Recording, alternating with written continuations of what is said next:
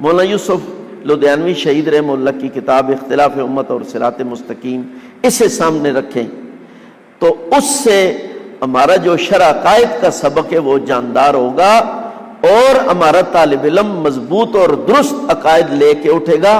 ورنہ آج حالت یہ ہے کہ آپ بڑے درجوں کے طلبہ کو دیکھ لیں، کوئی غامدی سے متاثر ہے، کوئی عمار ناصر سے متاثر ہے، کوئی مودودی سے متاثر ہے، کوئی کس سے متاثر ہے، کوئی کس سے متاثر ہے۔ ہمارے بر صغیر میں اردو خوان جو طبقہ ہے اس میں گمراہی کی جتنی بنیادوں کو پیدا کیا یہ سر سید نے پیدا کیا۔ سر سید جنت کا منکر تھا، دوزخ کا منکر تھا، فرشتوں کا منکر تھا، ملائکہ کا منکر تھا، طوفان نوح کا منکر تھا، حضرت عیسیٰ علیہ السلام کے بن باپ پیدا ہونے کا منکر تھا، بنیادی چیزوں کا وہ منکر تھا۔ اور خود اس کے اپنے عقائد کی، ادھر تو ساری چیزوں کا منکر ہے، خود اس کے اپنے عقائد کی یہ حالت تھی کمزوری کی کہ اس کی داڑھی کے نیچے ایک بہت بڑا سا گلٹ تھا۔ کئی لوگ کہتے ہیں اس نے بڑی داڑھی اسے چھپانے کے لیے رکھی ہوئی، بہت بڑا سا گلٹ تھا۔ میرے پاس سر سید کے خطوط ہیں، آج سے کئی سال پہلے میں نے اس کے مقالات کی 13 جلدیں اور یہ خطوط کا ایک ایک لفظ پڑھا، اس کا اصل مطالعہ تیار کیا، کیا چیز کہاں سے ملے گی۔ تو وہ ایک انگریز پادری کو خط لکھتا ہے کہ میں نے سنا ہے کہ تم اس طرح کی بیماریوں کا علاج کرتے ہو اپنی توجہ سے، اس لیے تم مجھے بھی وقت دو تاکہ میں اپنے گلٹ کا علاج تیری توجہ سے کرواؤں۔ ادھر سے ساری چیزوں کا انکار اور ادھر سے اتنی زیادہ کمزوری اس کی۔ تو ہمارے بر صغیر اردو خوان طبقے میں جتنی بھی عقائد کی بنیادی خرابیاں ہیں وہ سر سید سے پیدا ہوئی، اسی سے ہمارے لوگ متاثر ہوئے۔ مولانا ابوالکلام آزاد کسی زمانے میں سر سید سے متاثر ہو گئے۔ مولانا آزاد لکھتے ہیں کہ میں اتنا متاثر ہو گیا کہ مجھے نیند نہیں آتی تھی جب تک میں اسے نہ پڑھتا، اور میرے سامنے یہ ہوا کہ نماز روزہ مجھے کھیل معلوم ہونے لگا، آخرت سے میرا عقیدہ اٹھ گیا، باقی حج زکوٰۃ اور یہ چیزیں صدقات ان کی کوئی اہمیت نہیں تھی۔ مودودی صاحب نے سر سید کو پڑھا، زندگی میں مودودی صاحب کا اپنا انٹرویو چھپا ہوا ہے کہ میں نے بچپن میں مودودی کو پڑھا اور بہت اس کو سر سید کو پڑھا اور بہت زیادہ پڑھا۔ سر سید کا مطالعہ کرنے کے بعد میرے سامنے اسلامی عبادات کا کوئی ڈھانچہ نہیں رہا، خدا کا وجود بھی موہوم ہو گیا، آخرت میرے سامنے سے اٹھ گئی۔ میر شکیل الرحمان نے یہ انٹرویو کیا تھا، اس نے کہا کہ میری زبان بند ہو گئی کہ میں مولانا مودودی سے یہ سن رہا ہوں کہ میرے ساتھ یہ واقعہ پیش ہوا ہے۔ تو اس نے کہا بڑی ہمت کر کے میں نے انٹرویو میں پوچھا کہ مولانا اس کے بعد کیا ہوا؟ اب تو آپ بڑے لیڈر ہیں مسلمانوں کے، پھر کیا ہوا؟ ہدایت کا راستہ کس طرح ملا انہوں نے؟ تو مودودی صاحب نے کہا پھر میں نے قرآن اور حدیث کا بے لاگ مطالعہ کیا اور اپنے لیے خود چنا کہ دین کیا چیز ہے۔ تو مودودی صاحب نے جو کچھ پیش کیا ہے وہ خود ان کا اپنا انتخاب کرتا ہے۔ انشاءاللہ کسی نشست میں اس پر بھی مستقل بات ہوگی، اب اس کا وقت نہیں ہے۔ صرف میں یہ عرض کرنا چاہتا ہوں کہ غلط مطالعہ کا دیکھ لیں کیا نتیجہ نکلتا ہے، بڑے بڑے آدمی اس سے گمراہ ہو جاتے ہیں۔ مودودی نے اپنے سارے کتب خانے کی چابی علامہ شبلی نعمانی کو دے دی تھی۔ سیرت النبی صلی اللہ علیہ وسلم کے مصنف ہے علامہ شبلی نعمانی، الفاروق کتاب بھی انہوں نے لکھی ہے، لیکن انہوں نے معجزات کے باب میں جو کچھ بیان کیا یہ سب اعتزال اہل سنت کا موقف نہیں انہوں نے بیان کیا۔ انہوں نے علامہ شبلی نعمانی نے معجزات کا انکار کیا ہے، انہوں نے کہا یہ کوئی بھی نہیں ثابت کہ نبی علیہ الصلوۃ والسلام کے دست مبارک میں کنکریوں نے کلمہ پڑھا، یہ ہوا وہ ہوا، کچھ بھی نہیں۔ ان سے پھر علامہ سید سلیمان ندوی نے سیکھا، وہ بھی اسی نیج پہ آ گئے۔ اس لیے سیرت النبی جو علامہ شبلی نعمانی کی ہے یہ اہل سنت کی ترجمانی نہیں کر رہی، یاد رکھیں۔ علامہ سید سلیمان ندوی نے بھی وہ ساری چیزیں لی، سر سید سے بات چلتی ہوئی سر سید علامہ شبلی نعمانی علامہ سید سلیمان ندوی تک پہنچی۔ علامہ ندوی حضرت تھانوی رحمہ اللہ سے متاثر ہو گئے اور آ کے حضرت تھانوی سے بیعت ہو گئے۔ حضرت تھانوی نے فرمایا بیعت سے پہلے میری ایک شرط ہے، آپ کی کتابوں اور رسالوں میں یہ مسائل ہیں۔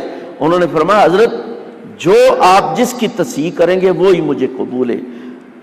پہلے حضرت نے شرط لگائی۔ ایک بات یہ بھی سمجھ لیں، ہم کہتے ہیں فلاں گمراہ ہے، غلط ہے، لیکن آہستہ آہستہ ٹھیک ہو جائے گا، ہم اسے سر پہ بٹھاتے ہیں، سب کچھ کرتے ہیں، لوگوں کو اس سے مغالطہ ہوتا ہے کہ ٹھیک کون ہے اور غلط کون ہے۔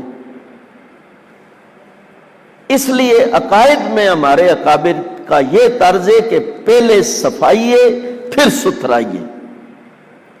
گندگی اور ستھرائی ساتھ ساتھ نہیں چل سکتے۔ دیکھیں جب عقیدے کا مسئلہ ہے تو ہمارا کلمہ کیا ہے؟ لا الا اللہ۔ پہلے سب کی نفی ہے، لا الہ، اس میں تو خود رب تعالیٰ کی الوہیت کی بھی سب کی پہلے نفی ہے، پہلے صفائی ہے پھر الا اللہ۔ اس لیے عقائد میں پہلے صفائی ہے۔ میرے دوست ہیں ایک مولانا سید کفایت بخاری صاحب، اور حضرت کے بھی بچپن کے دوستوں میں شامل ہیں شیخ ساجد، وہ تاجک میڈیکل والے، اور تیسرے ڈاکٹر عبد القدوس صاحب، وہ کینٹ میں ہوتے ہیں۔ اس روزنامہ اسلام میں وہ کسی زمانے میں اٹکھیلیاں کے نام سے ایک مضمون لکھتے تھے، ممکن ہے آپ میں سے کسی کو یاد ہو۔ یہ تینوں حضرات یہ متاثر ہو گئے اور انہوں نے خط لکھا مولانا رحمت اللہ الحسینی رحمہ اللہ کو۔ یہ حضرت مدنی رحمت اللہ علیہ کے خلیفہ تھے اور باولپور ہوتے تھے، قریبی ایک علاقہ تھا ان کا۔ ہمارے حضرت رحمت اللہ علیہ کی خدمت میں بھی یہ اٹک تشریف لائے۔ تو ان تینوں نے انہیں خط لکھا کہ ہم آپ سے بیعت ہونا چاہتے ہیں۔ ہمارے مرشد تھے پہلے مولانا سید عنایت اللہ شاہ صاحب بخاری، اور وہ فوت ہو گئے، ہم آپ سے بیعت ہونا چاہتے ہیں۔ انہوں نے جواب میں لکھا کہ میں بہت دور ہوں، آپ کے قریب مشائخ ہیں، آپ ان سے بیعت ہوں، اور یہاں آنا جانا بھی مشکل ہے۔ انہوں نے پھر لکھا نہیں، ہم آپ کی خدمت میں ہی آنا چاہتے ہیں۔ تو انہوں نے فرمایا اگر مجھ سے بیعت ہونا چاہتے ہو تو پھر سوچ لو، جب یہاں آؤ گے تو تمہاری بیعت پہلے جس جگہ تھی وہ غلط تھی، میں پہلے اس سے توبہ کرواؤں گا پھر بیعت کرواؤں گا، توبہ کروائے بغیر میں بیعت نہیں کروں گا۔ انہوں نے کہا ٹھیک ہے۔ یہ تینوں گئے، کفایت بخاری صاحب بھی زندہ موجود ہیں، مولانا عبد القدوس اپنا ڈاکٹر عبد القدوس ہاشمی صاحب بھی ہیں، شیخ ساجد صاحب فوت ہو گئے، میرے دوست ہیں، میں گواہ ہوں اس بات کا۔ یہ تینوں گئے، پہلے انہوں نے صفائی کرائی پھر ستھرائی کی تعلیم دی، پہلے توبہ کروائی اور پھر اس کے بعد ان سے فرمایا۔ حضرت مدنی رحمہ اللہ کو یہاں پاکستان سے ایک آدمی نے 57 کے بعد یہ مسئلہ شروع ہو گیا تھا، ایک آدمی نے خط لکھا کہ میں آپ سے اجازت حدیث چاہتا ہوں، تو انہوں نے فرمایا میں آپ کو اجازت حدیث دیتا ہوں، لیکن اس شرط کے ساتھ کہ آپ عقیدہ حیات النبی صلی اللہ علیہ وسلم کے قائل ہیں، اگر نہیں قائل تو میری کسی کو بھی اس طرح کے آدمی کو کوئی اجازت حدیث نہیں۔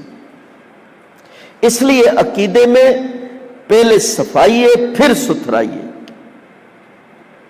تو شرح عقائد کی میں عرض کر رہا تھا بات، یہ سب سے اہم کتاب ہے اور اس کو پڑھانے کا یہی طریقہ ہے، اس سے آپ کا طالب علم مضبوط ہوگا، ورنہ کہیں نہ کہیں سے متاثر ہو جائے گا۔ متاثر ہونے کی مثالیں میں نے آپ کے سامنے رکھی، مولانا ابو الحسن ندوی رحمہ اللہ، مولانا منظور نعمانی، مولانا ابو الکلام آزاد، یہ معمولی لوگ نہیں تھے، بڑے لوگ تھے، لیکن جب انہوں نے غلط مطالعہ کیا تو اس سے متاثر ہوئے۔ ایک چوتھی مثال بھی دیکھ لیں، مولانا زاہد الراشدی صاحب بڑے باپ کے بیٹے ہیں، لیکن اوائل جوانی میں انہوں نے مودودی کو پڑھا، اس کی کئی چیزوں سے متاثر ہوئے، اس سے ڈھیلا پن پیدا ہوا تو اس کا کتنا غلط نتیجہ نکلا کہ انہوں نے اپنے بیٹے کو، مولانا امام اہل سنت مولانا سرفراز خان صفدر رحمہ اللہ کے پوتے کو، اپنے بیٹے کو عمار خان ناصر کو، نصرت العلوم کے فاضل کو غامدی کے پاس پڑھنے کے لیے بھیجا۔ باپ کی اجازت سے گیا، یہ تو سب کو معلوم ہے، لیکن آج اس کا نتیجہ کیا ہے؟ اس لیے میرے محترم بزرگوں، बुरी सोबत चाहे किसी की मजलिस की सूरत में हो या चाहे मुताला की सूरत में हो, वो अपने बुरे असरात पैदा करती है, उससे बचना चाहिए। तो शरअ अकायद के ज़ेल में इतनी बात काफ़ी है कि उसकी ज़रूरत है, और उसको पढ़ाने का यही तरीका है कि हम उसमें खोल के बात करें और खोल के। आखिरी बात अर्ज़ करना चाहता हूँ कि हमारे मदारिस में इस अहम उन्वान पे निसाब क्या होना चाहिए। हमेशा दरस निज़ामी में जो निसाब रखा गया है उसकी तरतीब में 3 बातों को रखा जाता है। पहली बात होती है मतन, मसला। दूसरा हिस्सा होता है मतन यानी मसअला मा दलाइल। तीसरी बात होती है मसअला मा मुजादला, जिस तरह अदाया में। तो अकायद में भी यही तरतीब होनी चाहिए। 8 साल हैं, पहले 3 साल मतन में गुजारने चाहिए। ऊला में अकायद की इब्तिदा जवाहिरुल ईमान से करें। जवाहिरुल ईमान हज़रत मौलाना मुफ्ती मोहम्मद कफ़ायतुल्लाह देलवी रहमतुल्लाह का छोटा सा रिसाला है, तालीमुल इस्लाम का खुलासा है, लेकिन उसमें अकायद और आमाल की बात को बड़े उम्दा तरीके से बयान किया। हमारे अकाबिर में हर एक की अपनी अपनी खुसूसियात हैं। हज़रत मौलाना मुफ्ती मोहम्मद कफ़ायतुल्लाह देलवी रहमतुल्लाह की ये खुसूसियत है कि अल्लाह ताला ने उन्हें इबारत का ऐसा सलीका अता फरमाया था कि बड़ी सी बात को चंद अल्फाज में आसानी के साथ वो बयान फरमाते थे। दौरा हदीस का इम्तिहान हो रहा था तो तलबा शेखुल हिंद रहमतुल्लाह के पास शिकायत लेके गए हज़रत मुफ्ती कफ़ायतुल्लाह देलवी रहमतुल्लाह की। इन्होंने पढ़ा भी बड़े मुश्किल तरीके से। वालिद इनको इजाज़त नहीं देते थे दीनी तालीम की, तो इन्होंने कहा कि मैं दीन पढ़ना चाहता हूँ, आप क्यों इजाज़त नहीं देते?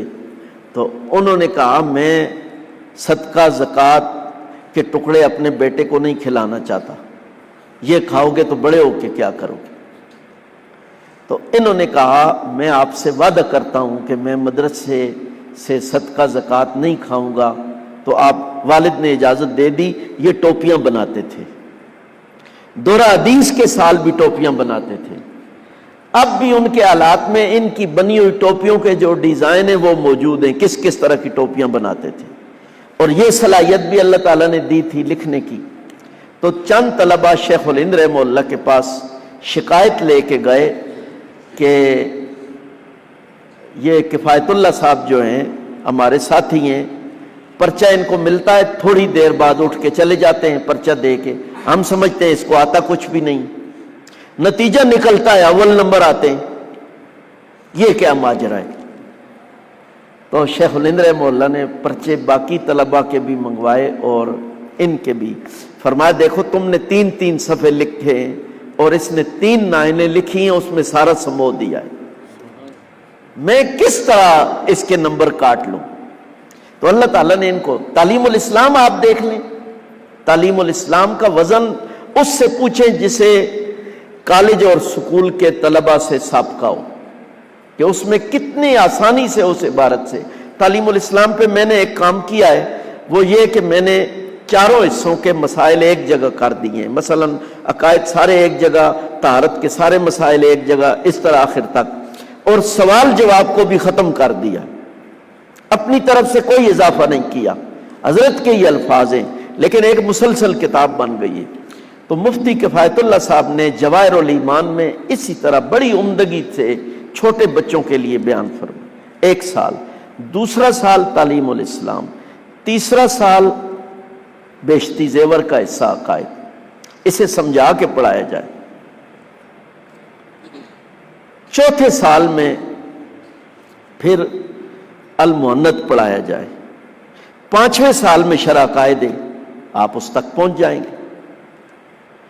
6ठे साल में शरअ कायद के बाद फिर अकायदुल इस्लाम किताब मौलाना अब्दुल हक हक्कानी साहिब तफसीर हक्कानी की वो पढ़ाई जाए, बड़ी उम्दा किताब है। यानी अरबी के बाद मैं उर्दू का मशवरा दे रहा हूँ, उसकी वजह ये है کہ مولانا عبدالحق حقانی کا ٹکراؤ تھا براہ راست سر سید احمد خان سے۔ تفسیر حقانی اس دور کی عمدہ ترین کتاب ہے، خاص کر جن لوگوں کا تعلق کالج اور سکول کے طلباء سے ہے اس میں سب سے زیادہ مواد ہے آج کل کے جدید شبہات کو دور کرنے کا۔ اور چھٹے سال میں پڑھائی جائے کتاب التمہید لابی عبد الشکور رحمہ اللہ کی۔ میں نے عقائد پر اتنی عمدہ ترتیب سے کتاب نہیں دیکھی، عربی کی کتاب ہے، آپ حیران ہوں گے۔ یہ وہ کتاب ہے جو حضرت خواجہ فرید الدین گنج شکر رحمہ اللہ اپنے خلفاء کو پڑھاتے تھے۔ حضرت کے ہاں اس بندے کو اجازت مل سکتی تھی جس نے التمہید ان سے پڑھی ہوئی ہے، بہت عمدہ کتاب ہے۔ اور 8واں سال جو ہوگا وہ ماخذ کا سال ہوگا، حدیث سیاستہ جس طرح ہمارے فقہی مسائل کا ماخذ ہے اسی طرح عقائد کا بھی ماخذ ہے۔ یہی وجہ ہے، عقائد کی اہمیت سے بات شروع کی تھی اسی پہ ختم کرتا ہوں، یہی وجہ ہے کہ امام ابو حنیفہ رحمہ اللہ کے ہاں فقہ کی جو تعریف ہے اس میں عقائد بھی داخل ہے۔ آپ نے تلوی میں یہ مباحثہ پڑھا ہوگا کہ فقہ کی تعریف کیا ہے۔ فقہ لفظ غلط ہے، فقہ کی تعریف کیا ہے؟ فقہ کی تعریف میں اختلاف ہے، امام صاحب کا اور ان کے تلامذہ صاحبین رحمہم اللہ کا اختلاف۔ امام صاحب کے ہاں جو فقہ کی تعریف ہے وہ ہے معرفت النفس وما علیہا،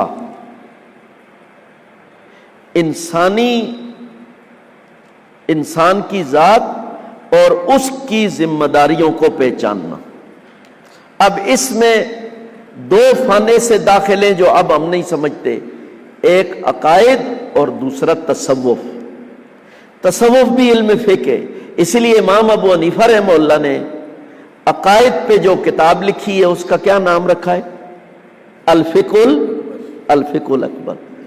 گویا امام صاحب کے نزدیک جو طہارت، نماز، روزہ، حج، زکوٰۃ کے مسائل ہیں یہ چھوٹا فقہ ہے، اور الفقہ عقائد جو ہیں امام صاحب کے ہاں یہ بڑا فقہ کہلاتا ہے۔ صاحبین نے اس تعریف میں عملاً کی قید کو داخل کر دیا، عملاً کی قید سے پھر تصوف اور عقائد اس سے نکل گئے، الگ پڑا۔ نکلنے کا مطلب نہیں کہ یہ غیر عام ہے، نکالنے کا مقصد ان کی اہمیت ہے کہ ان کو الگ سے پڑھایا جائے۔ اس لیے اب بھی مراکش، مصر اور ان علاقوں میں جو کتابیں فقہ حنفی کی چھپتی ہیں اس میں مسائل کے ساتھ عقائد اور تصوف کا باب بھی ہوتا ہے۔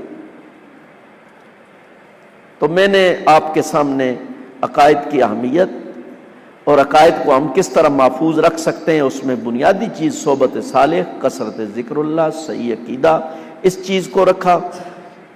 اسی طرح شرع عقائد کی کیا اہمیت ہے اور اسے کس انداز سے پڑھایا جائے اور ہمارا نصاب کیا ہونا چاہیے۔ ایک بات پہ میں اپنی بات ختم کرتا ہوں، وہ یہ کہ معاون کتابیں کیا ہونی چاہیے ہمارے پاس شرع عقائد میں۔ ایک تو ادیان باطلہ اور صراط مستقیم ہے، یہ اہم کتاب ہے، اس کو سامنے رکھنا چاہیے۔ دوسری کتاب عقائد اسلام ہے، یہ مولانا ادریس کاندلوی رحمہ اللہ کی کتاب ہے، بہت اچھی، کسی زمانے میں نایاب تھی، اب چھپ گئی ہے اور مل جاتی ہے۔ عقائد اسلام ہے۔ اسی طرح شرع عقائد کی جو شروعات ہیں ان میں ایک آسان شرع ہمارے حضرت اقدس رحمۃ اللہ علیہ نے لکھی تھی۔ میں شرع عقائد پڑھاتے وقت بطور سبق کے جو خلاصہ پہلے بیان کرتا ہوں وہ حضرت کی کتاب سے بیان کرتا ہوں۔ حضرت کی کتابوں کی بڑی اہمیت ہے، مثلا درس قرآن مجید ہے، درس حدیث ہے، چھوٹی چھوٹی کتابیں ہیں۔ عقائد پہ بھی عقائد حقہ کے نام سے حضرت نے لکھا تھا، اب اللہ تعالیٰ توفیق دے تو حضرت اس پہ کچھ اضافات کرنا چاہتے تھے، وہ میرے پاس ہیں، کوشش ہے کہ اللہ تعالیٰ کرے وہ بھی چھپ جائے۔ تو اکابر کی کتابیں اور خاص کر حضرت کی کتابیں ایسی ہیں جس سے نہ کوئی عالم مستغنی ہو سکتا ہے نہ کوئی عام آدمی، سب کو اسے پڑھنی چاہیے۔